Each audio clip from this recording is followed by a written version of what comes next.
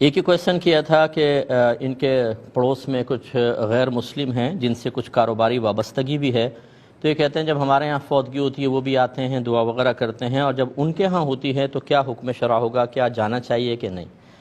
دیکھیں، مسئلہ یہ ہے کہ جب ایسا قریبی تعلق ہوتا ہے جیسے باہر کے ملکوں میں بھی ہے تو دعا سلام ہو جاتی ہے، خوشی کے موقعوں پر ایک دوسرے کو تحائف کا دینا اور غمی کے موقعوں پر اظہار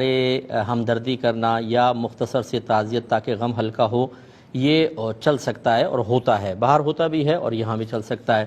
لیکن چند چیزیں توجہ طلب ہیں۔ پہلی بات تو یہ ہے کہ اگر وہ بیمار ہو جاتے ہیں مثلا تو عیادت کرنا شرعاً جائز ہے، لیکن کوشش یہ ہونی چاہیے کہ اس عیادت کرنے میں بھی ان کو ہدایت کی دعا ان کی ہو، اور یہ اس مطلب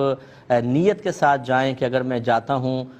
مسلمان کے ایک اچھے طرز عمل سے متاثر ہو کر، ہو سکتا ہے کہ یہ اسلام کی طرف آئیں، اور اگر اسلام کی طرف نہ بھی آئیں تو اسلام کی اتنی محبت ان کے اندر پیدا ہو جائے کہ اگر کوئی اسلام کی مخالفت کرے اور ان کو اپنے ساتھ ملانا چاہیں تو یہ انکار کر دیں کہ نہیں، مسلمان لوگ اچھے ہوتے ہیں، ہم نہیں ملیں گے۔ تو یہ اس اچھی نیت کے ساتھ ہو سکتا ہے۔ دوسرا، اب فوتگی پر آ جائیے۔ فوتگی میں ایک ہوتا ہے کہ جنازے میں اور اس کے رسومات میں شرکت کرنا، یہ بالکل نہیں کر سکیں گے آپ، اس لیے کہ جب کوئی کافر کا جنازہ اٹھتا ہے تو اس پہ تسلسل سے لعنت نازل ہوتی ہے۔ جیسے ہی کافر مرے گا، کیونکہ زندگی میں تو ایک اس کے ایمان کی امید ہوتی ہے، لیکن مرنے کے بعد ابھی جیسے میں نے آپ کو آیات پڑھ کے بتائیں کہ اس کے لیے مغفرت کے دروازے اب بند ہیں، تو لعنتوں کا سلسلہ شروع ہو جاتا ہے، عذاب کے فرشتے اس کے ساتھ ہوتے ہیں اور اس کو بڑا ذلیل و رسوا کر کے قبرستان تک ساتھ پہنچا رہے ہوتے ہیں، جو ہمیں نظر نہیں آتا ہے۔ تو اس لیے وہاں پر جو اس میں شریک ہوگا، اللہ نہ کرے جیسے نیک آدمی کے جنازے میں آپ شریک ہوں تو رحمتوں کے نزول میں آپ بھی مطلب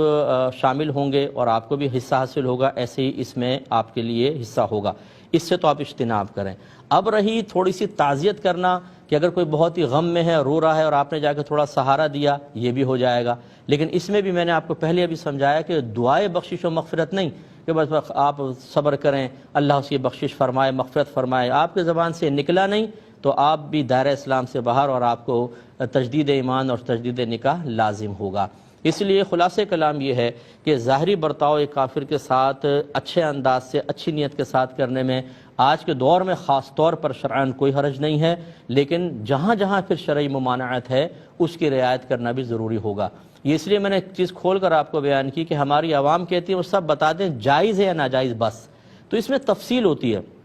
بعض اوقات ایک چیز کا ایک جائز پہلو ہوتا ہے، اگر وہ بتایا جائے تو چونکہ عوام کو تمام چیزیں معلوم نہیں ہوتی، وہ کچھ ہی عرصے میں اس کے ناجائز پہلو تک بھی پہنچ جاتے ہیں اور دلیل کیا بناتے ہیں کہ ہم نے فلاں سے معلوم کیا۔ اس لیے خلاصہ کلام یہ ہے کہ آپ جہاں